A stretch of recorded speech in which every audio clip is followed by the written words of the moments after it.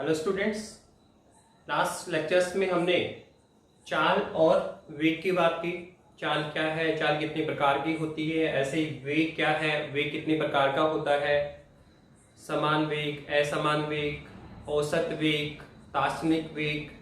ऐसे ही चाल भी चार प्रकार की, समान चाल, असमान चाल, औसत चाल और तात्क्षणिक चाल। तो हम इनको लेकर बात कर चुके हैं, चाल और वेग। अब चाल और वेग से कनेक्टेड कुछ क्वेश्चंस मैं आपके सामने रख रहा हूं जो आपके टेक्स्ट बुक के ही है। तो मैं कुछ प्रॉब्लम मैं करूंगा, कुछ आप और देखिए। टेक्स्ट बुक में सोल्व एग्जाम्पल है, अनसोल्व क्वेश्चंस हैं। जितने आप कर पाए, जितनी प्रैक्टिस आप करेंगे उतनी ही अच्छी होगी। ठीक है, क्वेश्चन लेते हैं बेटा। देखो, इसका फर्स्ट जो क्वेश्चन है आपका, जो चाल और वेग से कनेक्टेड है, आपकी टेक्स्ट बुक का ही है। टेक्स्ट बुक का फर्स्ट या सेकंड एग्जांपल है। तो देखिए क्वेश्चन क्या है। क्वेश्चन नंबर फर्स्ट हम कर रहे हैं। इसमें उसने बोला कि ये इस तरह से उसने पाथ ऑफ पार्टिकल बना रखा है और ये इसका ओरिजिनल है। ये आप ओ क्या है, इसका ओरिजिनल पॉइंट है। अब इसने बोला है कि इसने डोनेटेड किया है। देखो बेटा, first, second, third, fourth, fifth, 6, 7, 8, 9 और यहां उसने लिखा है, फर्स्ट लिखा उसने 40, फिर लिखा है 80, फिर 120, फिर 160, फिर 200, 240, 280 और 320, 360, ऐसे ही 400 और 440। ओके, ये पॉजिटिव डायरेक्शन है। ऐसे ही आप नेगेटिव एक डायरेक्शन में जा सकते हैं। तो लिख रहा है -40, -80, -120, -120, 160। ओके, एक्स एक्सिस पर वो कोई पार्टिकल या कोई वस्तु मूव करेगी और उसने इसके हमें डिजिट दे रखे और साथ में बोला है कि कुछ पॉइंट्स डिफाइन करे उसने कि यहां पर ये ओरिजिनल पॉइंट है, इसके बाद में 240 पर एक पॉइंट उसने लिया, ये तो आपका ओरिजिनल है, मूल बिंदु O। 240 पे एक पॉइंट ले रखा है Q, यहां एक पॉइंट ले रखा है Q और 360 पर सेकंड पॉइंट ले रखा है P और एक पॉइंट उसने ले रखा है R। एक पॉइंट उसने क्या ले रखा है, R, वो ले रखा है आपका -120 पर। ओके, ये सिंपल सा क्वेश्चन दिया उसने, एक अभी डायग्राम मेंशन कर रहा है और अब वो कह रहा है फर्स्ट क्वेश्चन इसका क्या है। इसमें जो इसका क्वेश्चन नंबर फर्स्ट का जो पहला पार्ट है उसमें उसने क्या बोला कि एक पार्टिकल है, एक वस्तु है जो ओरिजिनल पॉइंट O से कहां तक मूव करती है, पॉइंट P तक मूव करती है। क्या कहा, मूल बिंदु O से बिंदु P तक वो क्या करती है, मूव करती है। तो इस दौरान हमें क्या निकालना है, औसत वेग निकालिए और औसत चाल निकालो। सबसे पहला क्वेश्चन उसने दिया, औसत चाल व औसत वेग ज्ञात कीजिए, ज्ञात कीजिए। तो व्हेन फर्स्ट, इसका जो पहला पार्ट है वो है जब वस्तु बिंदु O से बिंदु P तक जाती है, जबकि पहला क्या है, जबकि वस्तु बिंदु O से बिंदु P तक जाती है। ओके, और यहां उसने दे रखा है कि बिंदु O से P तक जाने में उसको कितना टाइम लग रहा है। तो बिंदु O से P तक जाने में उसको 18 सेकंड लग रहा है। यहां जो ड्यूरेशन है टाइम t1 वो है सर 18 सेकंड। 18 सेकंड में ये जो वस्तु है वो इस मूल बिंदु O से बिंदु P तक पहुंचती है। तो बताइए इस ड्यूरेशन में, इस मोशन में आप वस्तु के लिए क्या निकालो, एवरेज स्पीड निकालो, एवरेज वेलोसिटी निकालो, औसत चाल और औसत वेग की गणना हमें करनी है। ये आपका फर्स्ट क्वेश्चन है, ठीक है। फिर एक सेकंड क्वेश्चन और है जो करेंगे, पहले आप इसको कंटिन्यू करें। सर O से बिंदु P तक हमें जाना है, तो देखो पार्टिकल पहले कहां पर है, O पर, ये है आपका ओरिजिन पॉइंट। अब O से वो कहां चला गया सर, पॉइंट P तक गया। ये है सर यहां से यहां तक की डिस्टेंस, यहां से यहां तक की ट्रैवलिंग है। फर्स्ट क्वेश्चन में सर ये यहां से यहां तक की ट्रैवलिंग हो रही है, तो सर इस ड्यूरेशन में, इस ट्रैवलिंग में कितना टाइम लग रहा है सर, 18 सेकंड। तो सर इस मोशन के दौरान आप क्या निकालें सर, औसत चाल निकालें, औसत वेग निकालें। तो एट फर्स्ट तो हमें देखना होगा सर औसत चाल क्या होता है, इसकी डेफिनेशन क्या है। तो हम बता चुके हैं कि जो औसत चाल होती है हमारी, जो औसत चाल जिसे हम कहते हैं सर, वो क्या होती है सर, बताया था सर, चाल में होता है दूरी अपॉन समय। तो औसत चाल क्या है, वस्तु या व्यक्ति के द्वारा तय की गई कुल दूरी तथा उस दूरी को तय करने में लगे समय का अनुपात क्या कहलाता है सर, औसत चाल कहलाता है। हमने बोला था कि औसत चाल क्या कहलाती है सर, कुल दूरी अपॉन कुल समय, कुल दूरी और कुल समय का जो अनुपात, वस्तु या व्यक्ति के द्वारा तय की गई कुल दूरी तथा उस दूरी को तय करने में लगे समय का जो अनुपात होता है सर, वही क्या होता है सर, औसत चाल कहलाता है, वही औसत चाल कहलाती है। तो अब बताओ मुझे पॉइंट O से पॉइंट P तक जाना है, तो आपको देखना होगा कि सर इस ड्यूरेशन में कुल कितनी ट्रैवलिंग हुई, कुल कितनी दूरी तय हुई, कुल दूरी कितनी है, यहाँ टोटल समय कितना लगा। तो दोस्त ने बोला कि O से P तक जाने में कितना टाइम लग रहा है, 18 सेकंड। तो देखो टाइम तो हमें दे रखा है, टोटल टाइम कितना लग रहा है, 18 सेकंड। केवल आपको क्या निकालना है सर, सर हमें कुल दूरी निकालनी है सर, यहां से यहां तक की कुल दूरी निकालनी। तो सर दूरी क्या होता है बताया था दूरी आपने कि वस्तु या व्यक्ति के द्वारा तय किया गया कुल पथ, वस्तु या व्यक्ति के द्वारा तय किए गए कुल पथ या कुल पथ की लंबाई, वो क्या होती है सर, दूरी। सर दूरी होती है कि मोशन में वस्तु को कितना चलना पड़ा। तो बताओ पहले कहां था, ओरिजिनल पे, फिर कहां चला गया, बिंदु P पर। तो ओरिजिनल से बिंदु P तक अगर वस्तु जाती है तो बताइए कितनी ट्रैवलिंग हुई सर, बताइए। चलिए यहां से यहां तक की ट्रैवलिंग हुई सर, कितना चल रहा है सर, 360। आप देखो 40, 80, 120, तो यहाँ कहां पर सर, 360 पे। सर यहां से यहां तक जो ट्रैवलिंग हुई सर, वो कितनी हुई, 360 मीटर। कितनी हुई सर, 360 मीटर हुई। तो टोटल डिस्टेंस कितनी है, 360। टोटल टाइम कितना लग रहा है, 18 सेकंड। तो सर यहां अगर हम निकालेंगे तो सर औसत चाल हमारे पास क्या होगी सर, कुल दूरी कितनी है, 360 मीटर। ओके, और सर टोटल टाइम कितना लगा सर, 18 सेकंड। कितना लगा सर, 18 सेकंड। तो हम इसको कैलकुलेट करेंगे तो 18 2 जा 36, तो 20 मीटर पर सेकंड। तो ये लो हमने औसत चाल निकाल भी लिया, कितनी है, 20 मीटर पर सेकंड। तो फर्स्ट क्वेश्चन तो हमने कर भी लिया, बहुत सिंपल सा क्वेश्चन था कि कोई भी मोशन हो रही सर, मोशन के ड्यूरेशन में वस्तु या पार्टिकल को टोटल कितना चलना पड़ रहा है, उसमें उस टोटल डिस्टेंस को ट्रैवलिंग में टोटल कितना टाइम लग रहा है। तो कुल दूरी अपॉन कुल समय ही हमेशा क्या कहलाता है, औसत कहलाता है सर, औसत चाल कहलाती है सर, वो हमने निकाला। तो टोटल डिस्टेंस कितनी है, 360। टाइम कितना लगा सर, 18 सेकंड। तो सर टोटल क्या हुआ सर, 20 मीटर पर second. Total distance upon total time. इसका जो सेकंड क्वेश्चन है, इस क्वेश्चन का जो सेकंड पार्ट है सर, वो क्या है सर, वो है कि पार्टिकल, सेकंड क्वेश्चन उसने बोला नंबर 2 में कि जबकि वस्तु, सॉरी पहले इसका सेकंड का, फर्स्ट का दूसरा पार्ट भी करें कि सर फर्स्ट केस में हमने केवल अभी क्या निकाली, औसत चाल निकाली। अभी हमें क्या निकालना सर, औसत वेग भी फाइंड आउट करना। क्या निकालना है सर, औसत वेग भी हमें निकालना होगा। तो सर अब इसका जो क्वेश्चन है सर, यहाँ हम औसत वेग निकालेंगे। क्या निकालेंगे सर, औसत वेग हम निकालना चाहते। तो सर औसत वेग निकालिए, कितना है औसत वेग। तो औसत वेग अगर आप निकाल रहे हो तो बताइए औसत वेग क्या होता है सर, सिंपल है, जब चाल की बात करोगे तो दूरी की बात करेंगे, जब वेग पर आ जाएंगे तो विस्थापन लेना पड़ेगा। बताया था चाल, वेग और चाल में क्या डिफरेंस है, कुछ नहीं सर, जहां जहां चाल में दूरी यूज करते हैं, अगर हम दूरी को किससे रिप्लेस कर देंगे, विस्थापन से, तो सर हम कहां आ जाएंगे, वेग पर आ जाएंगे। तो औसत चाल क्या होगा, तो ये होगा कुल विस्थापन, कुल विस्थापन अपॉन कुल समय। कुल विस्थापन अपॉन क्या होता है, कुल समय। सर ये क्या कहलाता है सर? औसत वेग कहलाता है।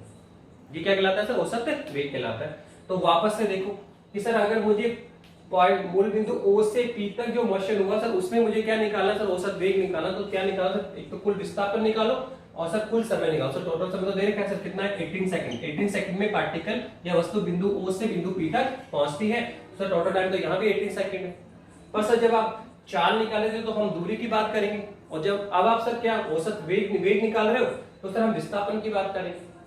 पर बताओ दूरी निकालते समय हम क्या डिस्कस करते हैं सर? कुल वस्तु या व्यक्ति को कुल कितना चलना पड़ा, वस्तु या व्यक्ति के द्वारा तय की कुल पथ की लंबाई। तो कहाँ था? वस्तु O पर, फिर कहाँ चला गया? P पर, कितना चला? 360। तो टोटल डिस्टेंस 360, टोटल टाइम कितना? 18 सेकंड। अब क्या है सर? वेग की बात तो हमें क्या चाहिए? कुल विस्थापन चाहिए सर।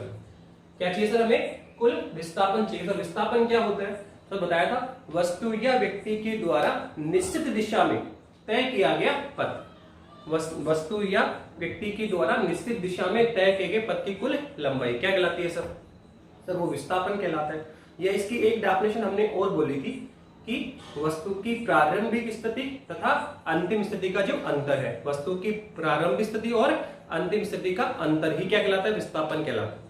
आप ये देखो वस्तु प्रारंभ में कहाँ है, फिर आपको देखना वस्तु अंत में कहाँ है। तो उन दोनों का जो डिफरेंस होता है, उन दोनों का जो अंतर होता है सर, वही क्या होता है सर? विस्थापन होता है। वही क्या होता है? विस्थापन होता है। तो बताइए क्या होगा सर? बताओ वस्तु प्रारंभ में कहाँ है सर? यहाँ पर, यही है सर गिरा ओरिजिनल। फिर सर वस्तु अंत में कहाँ है सर? गिरा बिंदु P पर। तो इन दोनों के मध्य का अंतर कितना है सर? वो तो 360 है सर। तो आप देखो इस केस में डिस्टेंस भी कितनी है? 360। और सर विस्थापन डिस्प्लेसमेंट भी कितना है? 360। क्यों? क्योंकि सर यहाँ डायरेक्शन में कोई चेंज नहीं हो रहा है, सेम डायरेक्शन में मोशन हो रहा है, इसलिए विस्थापन भी कितना है? 360। और सर डिस्टेंस भी कितनी है? 360। क्या है सर? प्रारंभिक और अंतिम स्थिति का अंतर। वस्तु प्रारंभ में मूल बिंदु O पर है, लास्ट फाइनल 18 सेकंड बाद कहां पर? बिंदु P पर है। तो सर इन दोनों के बीच का अंतर क्या कहलाएगा सर? विस्थापन कहलाएगा। तो आप देखो यहाँ तो विस्थापन भी कितना है? 360 मीटर है, और टोटल ट्रैवलिंग टाइम सर वो तो 18 सेकंड ही है। तो सर वापस से कितना आया सर? 20 मीटर पर सेकंड। तो जो पहली मोशन हुई कौन सी?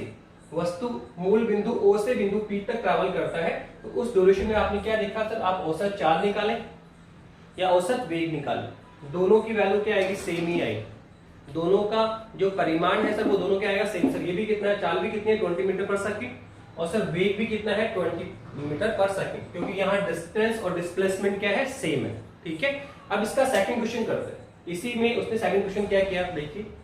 अगर हम सेकंड क्वेश्चन देखेंगे इसका तो देखो क्या है, इसी का आप सेकंड क्वेश्चन देखिए।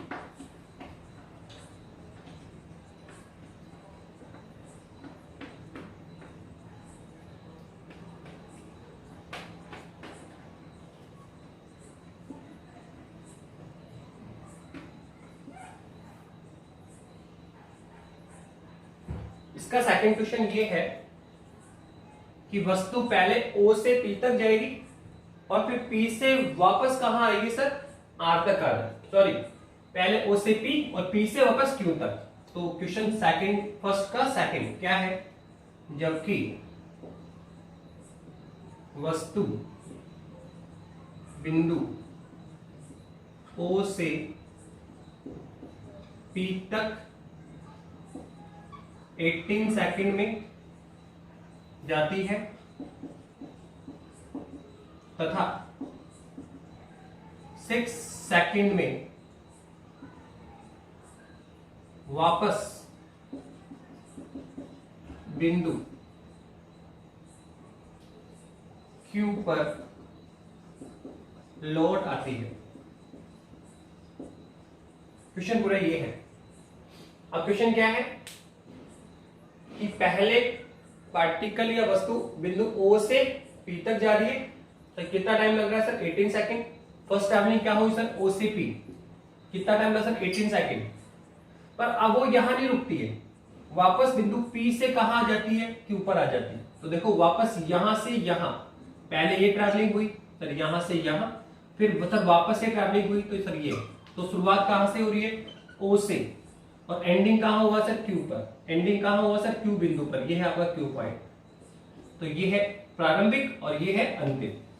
तो वापस से क्या बोल रहे हैं कि बताइए सर अब ये जो सर वापस पहले कहां गया ओ से पी और फिर वापस पी से कहां आया क्यू, पी से कहां आया क्यू आया। सर ये ट्रैवलिंग है, पहले ओ से पी गया, ये ओ था, ओ से पी गया और पी से वापस कहां आ गया सर क्यू, पी से वापस कहां आ गया क्यू आ गया। तो ये आपकी ट्रैवलिंग हो रही है इस तरह से कि पहले ओ था, फिर ओ से, और ये ओरिजिनल पॉइंट ओ है आपका, ओ से पहले पी गया, ये जा रहा है और फिर वापस यू टर्न कर रहा है, यू बैक कर रहा है, वापस कहां आ गया क्यू पर, वापस कहां आ गया क्यू पर आ गया। सर ये पॉइंट आप, तो सर इस मोशन की ड्यूरेशन में पहले ओ से क्यू जाने में 18 सेकंड और पी से वापस क्यू आने में सर 6 सेकंड, ये ड्यूरेशन उसने दे रखा है। तो वापस बोल रहा है कि सर इसमें क्या निकालो, औसत चाल, सर औसत वेग निकालो। तो देखो इसका क्वेश्चन पहले औसत चाल निकालना है। तो सर औसत चाल क्या होती है, सर औसत चाल की अगर हम बात करें तो सर वही लिखेंगे कुल दूरी अपॉन कुल समय, कुल दूरी अपॉन कुल समय। तो बताइए अगर मैं यहां बताऊं कि सर इसमें बताइए क्या होगा, कुल दूरी कितनी है, कुल विस्थापन कितना है। तो मोशन अब दो भाग हो रही है, पहले ओ से पी और फिर पी से क्यू। तो इस मोशन की ड्यूरेशन में कुल कितनी दूरी तय हुई, साथ में कुल समय कितना लगा। तो देखो कुल अगर हम बात करें दूरी की, तो दूरी तो क्या है सर, दूरी तो होता है कुल कितना चलना पड़ा। तो देखो पहले पार्टिकल यहां से यहां गया तो कितना चला 360, ओके, फिर वापस यहां से वापस यहां आ गया, कितना वो चल गया सर, देखो 360 से वापस कहां पे आया, 360 से वापस कहां पे आ गया 240 पर, कहां पे आ गया सर 240 पर आ गया है। तो जब 240 पर आया तो कितना और वापस चला सर, आप देखो ये 360 है सर, ये कितना है 240 है, तो सर 120 वापस बैक करके आया। सर यहां से यहां तक कितना वापस बैक किया उसने 120, वापस कितना बैक कर रहा है 120 कर रहा है। तो पहले यहां से यहां तक 360 चलना पड़ा, फिर सर वापस आते समय कितना 120 चला। तो सर टोटल ट्रैवलिंग कितनी सर, टोटल ट्रैवलिंग हुई 160 प्लस 120, 360 प्लस 120, 360 प्लस 120। तो बताओ ये कितना होगा सर, ये होगा 480। कितना हो जाएगा बताइए, आप देखिए सर ये हो जाएगा 480 टोटल डिस्टेंस निकाल लीजिए। 360 प्लस वापस कितना है 120, तो टोटल कितना होगा सर, ऐड करेंगे आप तो कितना आएगा सर 480 आ जाएगा, कितना आ जाएगा 480। और सर इसमें टोटल टाइम कितना लगा, तो बताइए यहां से यहां तक का टाइम कितना है 18 सेकंड, फिर वो यहां से वापस यहां तक सर कितना चल रहा है सर, यहां से यहां तक कितना सर 6 सेकंड। तो टोटल ट्रैवलिंग कितने टाइम लगा सर 18 प्लस 6 कितना हुआ सर, ये हो गया 24 सेकंड। टाइम कितना लगा 24 सेकंड और सर डिस्टेंस कितनी चल रहा है सर 480, ठीक है 480 मीटर। तो इस टोटल मोशन में सर टोटल ट्रैवलिंग कितनी हुई sir 480 metre. Sir total duration कितना टाइम लगा सर 24 सेकंड, पहले 18 सेकंड हुआ यहां से यहां और फिर वापस 6 सेकंड यहां पे।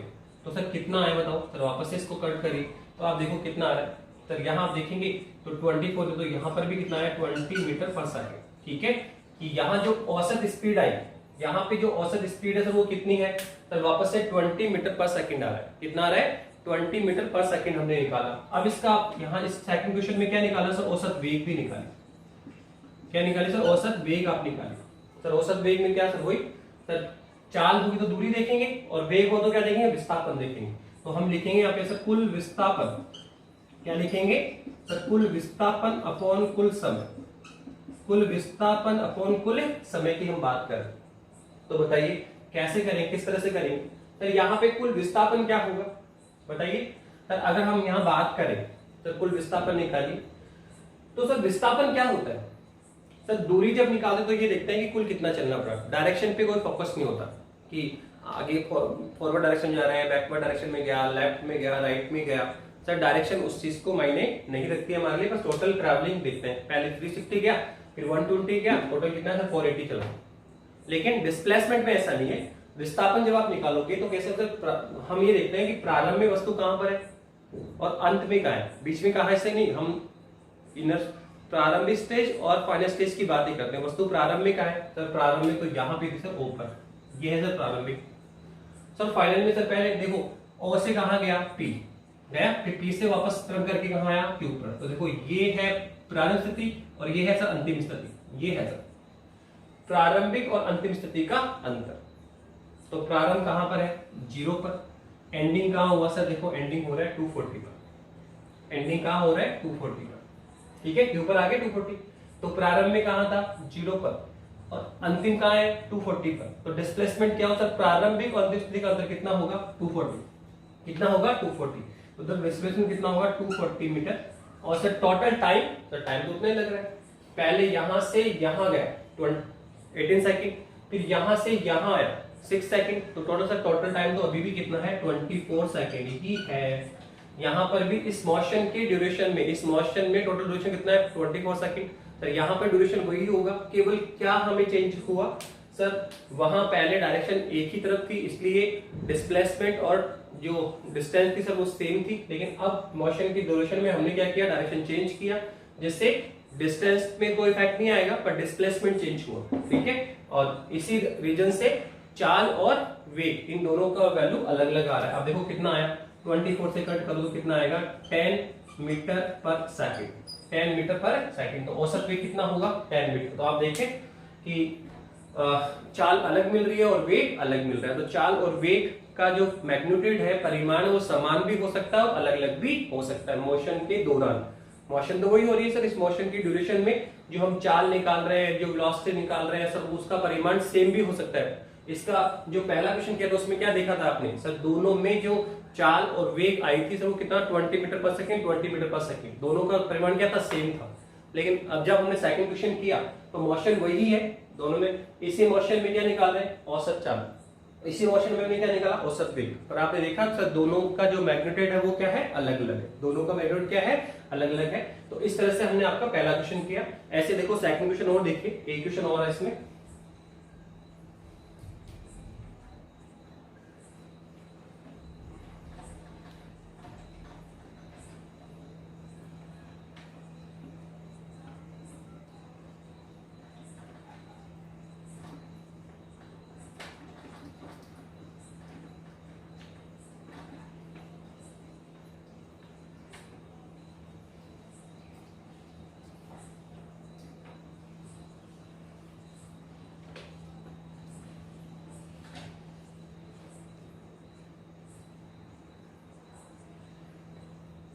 देखिए इसका सेकंड क्वेश्चन देखिए, ये भी आपके टेक्स्ट बुक का ही है। इसका जो सेकंड क्वेश्चन है देखो वो क्या है, क्वेश्चन नंबर सेकंड क्या बोल रहा है, उसने कहा कि एक पार्टिकल एक वस्तु का डिस्प्लेसमेंट दे रखा है, उसकी स्थिति दे रखी है, उसकी पोजीशन डिस्प्लेसमेंट कितना है सर, वो है a plus B T square, ये उसका डिस्प्लेसमेंट है। और उसने ये भी कहा कि वेयर a इक्विवेलेंट कितना है सर 8.5 और सर b की वैल्यू कितनी है सर 2.5। ये जो कांस्टेंट a और b है, t कौन है टाइम, x कौन है डिस्प्लेसमेंट विस्थापन सर, और a और b क्या है सर कांस्टेंट है, a और b क्या है आपके कांस्टेंट है। तो सर उस कांस्टेंट की वैल्यू आपको गिवन है कि a की वैल्यू कितनी है 8.5 और सर b की वैल्यू कितनी है 2.5। 8 कितना है, a कितना है 8.5 और b कितना है 2.5 है। तो अब हमें इसमें क्या निकालना है, क्या कैलकुलेट करना है, तो उसने पहला क्वेश्चन किया आपके लिए, जो इसका पहला पार्ट है क्वेश्चन नंबर 1 का पहला दो का जो पहला पार्ट है वो है आपका कि t बराबर 0 सेकंड तथा t बराबर 2 सेकंड पर वेग फाइंड आउट करो, वस्तु का वेग ज्ञात कीजिए, वस्तु का वेग ज्ञात कीजिए। ये आपका पहला क्वेश्चन है। क्या कहा, बहुत सिंपल सा क्वेश्चन उसने बोला कि सर डिस्प्लेसमेंट गिवन है, x इक्विवेलेंट कितना है a plus B T square, जहां a की वैल्यू है सर 8.5, b की वैल्यू कितनी है 2.5। अब क्या बोल रहा है सर t बराबर 0 सेकंड और t बराबर 2 सेकंड पे वस्तु का वेग हमें फाइंड आउट करना है, वस्तु का वेग हमें निकालना है। सर कैसे निकालें, सर किस तरह से निकालें, तो बहुत सिंपल है, हम पहले बता चुके हैं कि देखो आपको हर एक क्वेश्चन में एक ही माइंड फ्लिप नहीं करना कि हमें हर बार वही सोचना है कि साहब कुल विस्थापन क्या है, कुल दूरी क्या है, ठीक है।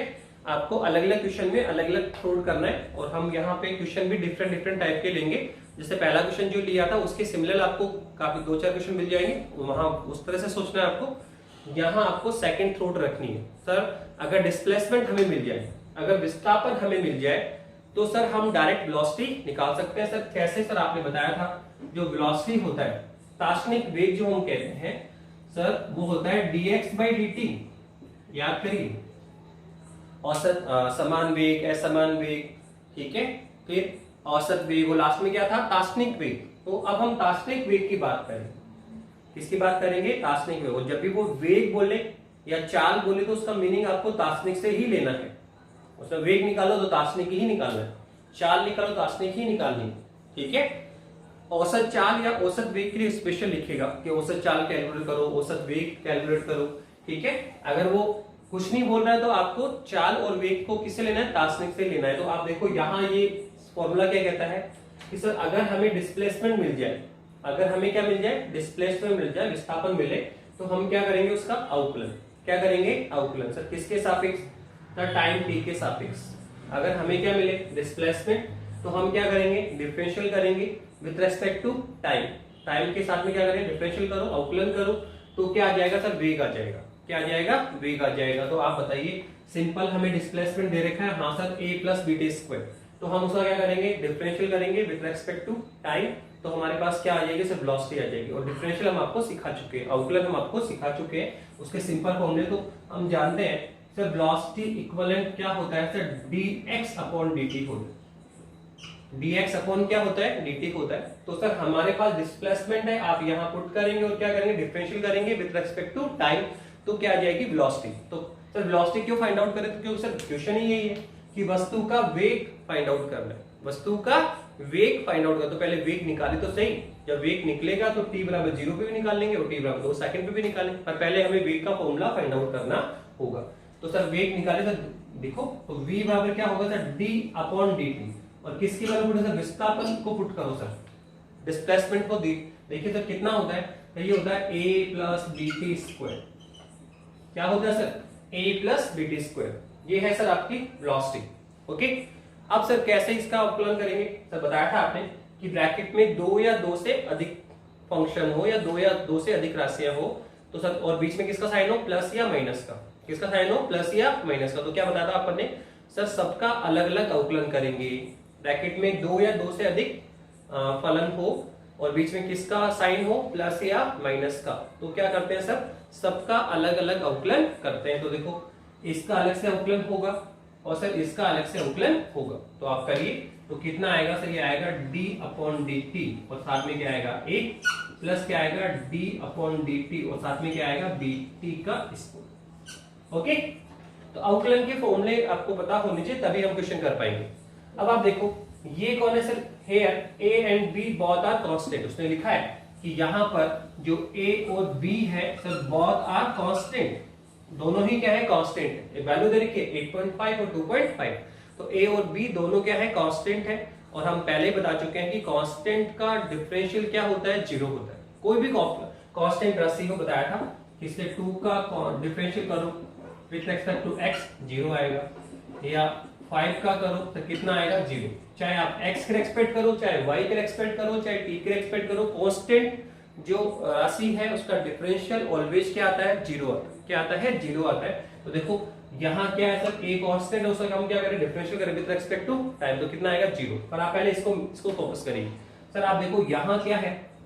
सर आपने यहाँ एक फॉर्मूला बताया था कि ब्रैकेट में 2 राशियां हो, ब्रैकेट में 2 फलन हो, लेकिन दोनों में से एक को क्या हो? कांस्टेंट, और एक क्या हो? वेरिएबल। याद करिए आप, एक हमने फॉर्मूला बताया था, 2 फॉर्मूले यूज कर रहे हैं हम यहाँ पे कि एक तो सर कांस्टेंट राशि का जो अवकलन है सर वो कितना होता है? 0। सर दूसरा ये बताया था कि CFX हो, क्या हो?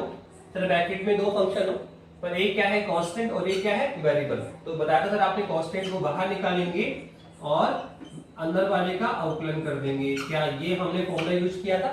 ये सेकंड नंबर का फॉर्मूला था और ये आपके थर्ड नंबर का फॉर्मूला था, राइट? तो बताइए फर्स्ट का यूज करेंगे तो सर यहाँ इसका अवकलन कितना आएगा? 0। और सर इसमें क्या करेंगे? सर एक कांस्टेंट है, एक वेरिएबल है, कांस्टेंट को बाहर निकालो, वेरिएबल का अवकलन करो। तो एक बार लिख लेते हैं, सेकंड में अवकलन कर देंगे। सर ये लो d अपॉन dt, और अंदर कौन है? a, प्लस बोलो क्या होगा? सर कांस्टेंट b को बाहर टेक करो, तो सर हम b को बाहर निकालेंगे और सर किसका अवकलन कर देंगे, किसका सर टी स्क्वायर, किसका अवकलन कर रहे हैं सर टी स्क्वायर का अवकलन कर रहे हैं, ठीक है। तो ये कांस्टेंट है और सर b को हमने बाहर टेक किया और सर डिफरेंस कर दिया टी स्क्वायर कर दिया। अब बताइए आप आगे बढ़े क्या होगा, बोलिए सर। अब कर दिया आप अवकलन, तो सर a क्या है कांस्टेंट, तो कांस्टेंट का अवकलन कितना होता है 0 प्लस सर b तो बाहर है इनटू ये कौन है टी स्क्वायर, ये कौन है टी स्क्वायर, तो क्या है सर t की पावर 2 है, तो क्या ये पावर के रूप में है क्या। और सर हमने एक घात का फॉर्मूला बताया था, कैसा सर बताया था आपने, d/dx x की पावर n क्या होता है सर पावर में, सर जो भी पावर है वो आगे आती है और एक पावर हम कम कर देते हैं। बहुत बड़ा हम अवकलन के 3 फॉर्मूले यहाँ यूज कर रहे हैं, आपको अवकलन के फॉर्मूले याद होने ही चाहिए। पहले अवकलन के फॉर्मूले टाइम टू टाइम रिवाइज कर लिया करो, आपको इंटीग्रल और डिफरेंशियल ढंग से करना आना चाहिए, तभी हम इस चैप्टर में चल पाएंगे, ठीक है। तो क्या था सर x की पावर n, तो क्या करते हैं जो भी पावर है वो आगे आएगी और एक पावर हम क्या करते हैं सर कम कर देते हैं, कर दिया, ठीक है। तो बताइए यहाँ पे क्या होगा सर b तो है, इसकी जो भी पावर आगे आएगी सर 2 और इनटू में क्या होगा सर एक पावर कम होगा तो 2 - 1 तो कितना आया सर, ये तो 0 आ गया, प्लस ये कितना आएगा सर, ये आएगा 2b और t की पावर कितनी है 2 - 1 तो 1, तो क्या आएगा 2bt, क्या आ जाएगा 2bt। तो कुल मिला के जो हमने वेग निकाला सर वो कितना आया 2bt। तो ये लो हमने वेलोसिटी फाइंड आउट कर भी ली। और आप देखो क्वेश्चन सिंपल ही था कि डिस्प्लेसमेंट दिया, मुझे इसका क्या करना है डिफरेंशियल करना है विद रिस्पेक्ट टू टाइम, तो हमने वेलोसिटी फाइंड आउट कर ली। पर वेलोसिटी हम फाइंड आउट कब कर पाएंगे, जब आपको डिफरेंशियल करना आना चाहिए, ठीक है। इस तरह के बहुत सारे क्वेश्चन मिलेंगे, हम अलग अलग टाइप के क्वेश्चन आपके सामने रख रहे हैं। पहले वाला क्वेश्चन डिफरेंट टाइप का, सेकंड क्वेश्चन अलग टाइप का, एक थर्ड क्वेश्चन और करेंगे। तो आप देखिए इस तरह के क्वेश्चन फिर आपको प्रैक्टिस कर देंगे, ठीक है। तो आप डिस्प्लेसमेंट आपने लिया, फिर आपने डिफरेंशियल कर रहे हैं, पर डिफरेंशियल के लिए आपको ये फॉर्मूले पता होने चाहिए, बिना फॉर्मूले हम काम नहीं कर पाएंगे। आप बताइए क्या हमने वेलोसिटी निकाल ली है क्या, बताइए क्या हमने वेलोसिटी फाइंड आउट कर ली क्या। अब वेलोसिटी अगर आपने निकाल ली है तो फिर आप इसके क्वेश्चन पे वेलोसिटी आगे कितनी आई सर, वेलोसिटी हमारे पास जो v आई सर वो कितना है 2bt है, वेलोसिटी हमारे पास कितनी आ रही है 2bt। पर क्वेश्चन हमारा ये है सर t बराबर 0 सेकंड पे क्या निकालो वेलोसिटी, फिर सेकंड क्वेश्चन सर t बराबर 2 सेकंड पे वेलोसिटी निकालो, तो निकाल सकते हैं।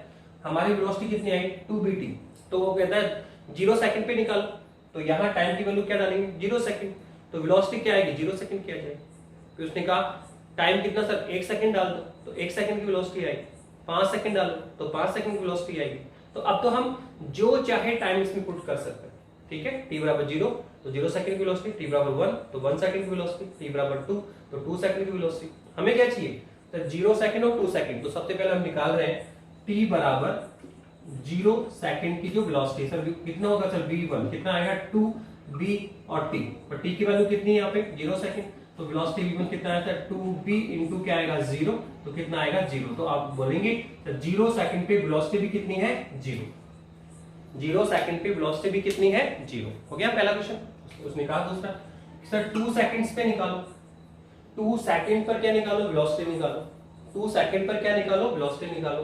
तो बताइए 2 सेकंड वेलोसिटी क्या आएगा सर, वही वेलोसिटी कितनी है सर v2 कितना आएगा सर 2bt। उसने कहा सर t बराबर 2 सेकंड पे निकालो, t बराबर 2 सेकंड पे निकालो। अब टाइम कितना आएगा 2 सेकंड, तो कितना आएगा सर 2b इंटू 2 तो कितना आएगा सर 4b। तो ये लो हमने 2 सेकंड की वेलोसिटी भी निकाली। तो ये सिंपल क्वेश्चन हुआ। आगे तो फिर टाइम की वैल्यू कुछ भी दे सकता है, वो 1 सेकंड 2 सेकंड 5 सेकंड है ना 10 सेकंड कुछ भी मिले। कोई इंपॉर्टेंट वर्क यही होता है कि डिस्प्लेसमेंट से वेलोसिटी तक आना, डिस्प्लेसमेंट से वेलोसिटी तक आना, तो हम आसानी से कर सकते हैं। इसके बाद वाला क्वेश्चन तो इजी गोइंग कर लिया। तो ये इसका पहला क्वेश्चन था, इसका पहला ए पार्ट था। अब इसका देखो सेकंड पार्ट देखिए, इसका सेकंड पार्ट क्या है। तो इसका सेकंड पार्ट दिया है हमें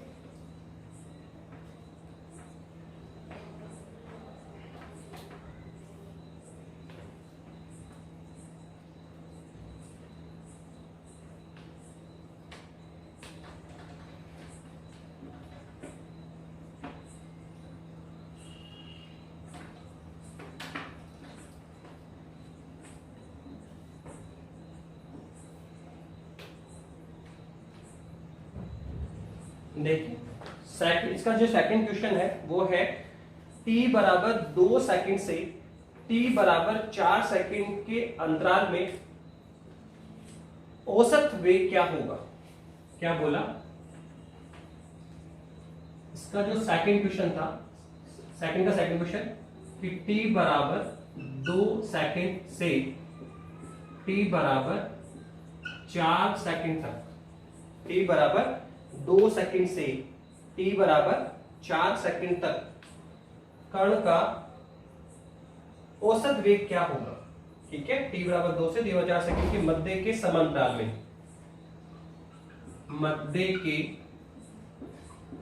समय अंतराल में, मध्य के समय अंतराल में वस्तु का औसत वेग, वस्तु का औसत वेग ज्ञात कीजिए। वस्तु का औसत वेग ज्ञात करो। t बराबर 2 सेकंड से t बराबर 4 सेकंड के बीच में हमें क्या निकालना है सर, वस्तु का औसत वेग निकालना है। क्या निकालना है, वस्तु का औसत वेग। कैसे निकालें सर औसत वेग, तो वापस हम अपने फर्स्ट वाले क्वेश्चन पे जाएंगे। सर औसत वेग क्या होता है, अभी इसके पहले पार्ट में क्या था, तात्क्षणिक वेग था। क्या था, तात्क्षणिक वेग था। अब वो लिख रहा है औसत वेग, तो औसत वेग की बात करनी पड़ेगी। वेग तो पहले निकाल ही चुके, पर वो औसत वेग की बात है। तो औसत वेग क्या होता है सर, औसत वेग आपने बोला था सर, औसत वेग अगर हम लिखें तो बताया था कुल विस्थापन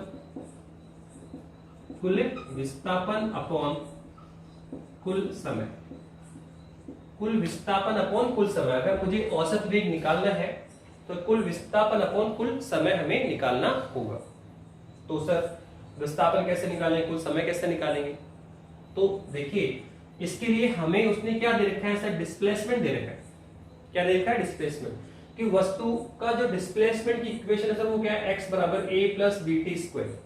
और हमें औसत वेग कहा है सर, t बराबर 2 सेकंड से t बराबर 4 सेकंड के बीच में निकालना है। तो बताइए t बराबर 2 सेकंड से 4 सेकंड में जो मोशन हुआ सर, उसमें टोटल टाइम कितना लगा सर, 2 से 4 सेकंड गया। तो 2 सर 4 माइनस 2 सेकंड की डिस्टेंस ट्रेवलिंग की बात कर सर, 2 सेकंड से 4 सेकंड के मध्य समय अंतराल में, तो समय अंतराल कितना होता है 2 सेकंड का, और 2 से 4 सेकंड, तो 2 सेकंड में उसको मोशन करना है। तो उस 2 सेकंड के अंतराल में उसका जो औसत वेग है वो निकालो। तो सर टोटल ट्रैवलिंग टाइम तो हमारे पास आ भी गया सर, कितना है 2 सेकंड, 4 माइनस 2 तो 2 सेकंड आ गया सर। अब सर टोटल विस्थापन कैसे निकाले सर, टोटल विस्थापन कैसे निकाले, तो बहुत सिंपल है कि आपको ये देखना पड़ेगा कि सर ये है वस्तु ऑब्जेक्ट, तो यहां से यहां आ गई। सर यहाँ कितना टाइम था t1 सर 2 सेकंड। सर यहाँ आते आते टाइम कितना हो गया सर, 4 सेकंड हो गया। तो आपको ये देखना पड़ेगा सर, इसकी पोजीशन पहले कितनी है x1 वो फाइंड आउट करो, फिर लास्ट में उसकी पोजीशन क्या है x2 वो फाइंड आउट करो।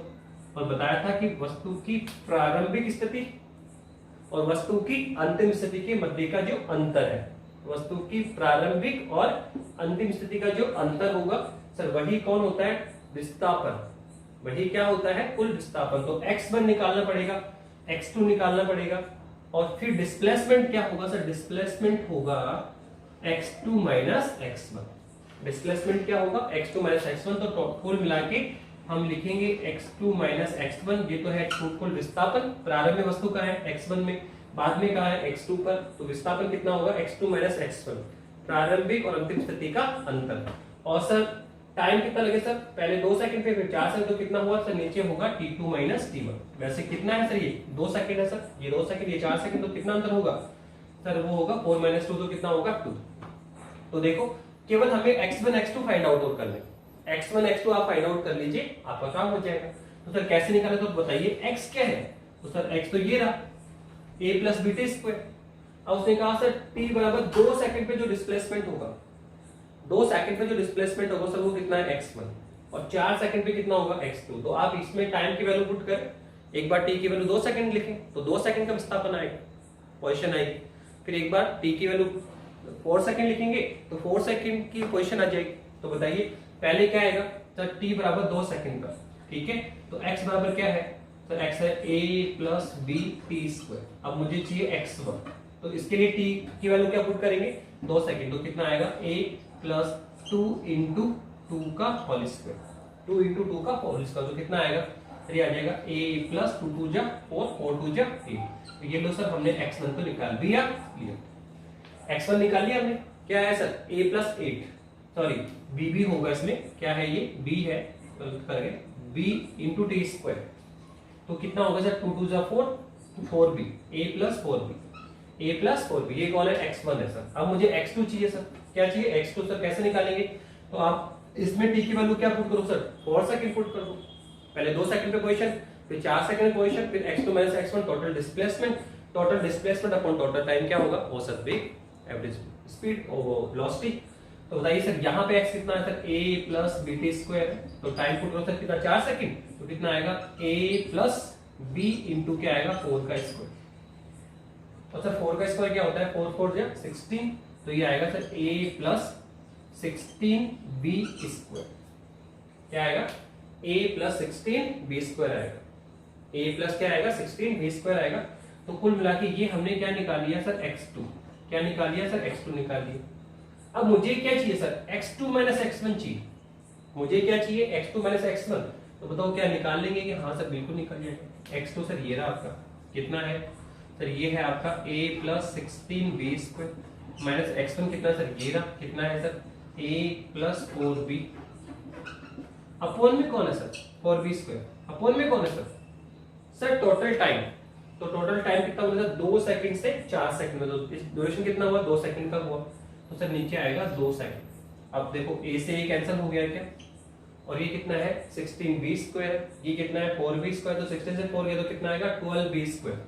तो आप देखो हमारे पास जो औसत वेग आ रहा है, जो हमारे पास औसत वेलोसिटी आ रही है सर वो कितनी आएगी सर, वो आ जाएगा 60 माइनस 4, तो कितना आएगा 12b स्क्वायर अपॉन क्या है 2, काट करें 6 2 जा 12, तो औसत वेलोसिटी स्पीड कितनी आई सर, औसत वेलोसिटी कितनी आएगी सर, ये आएगा 6b स्क्वायर। देखो स्पीड है तो भी b से डिनोट करेंगे, वेलोसिटी है तो भी b से डिनोट करेंगे, पर आप ध्यान रखना कि अगर डिस्प्लेसमेंट ले रहे हो तो हम किसी बात वेलोसिटी की बात करेंगे, और डिस्टेंस ले रहे हैं तो हम स्पीड की बात करेंगे, ठीक है।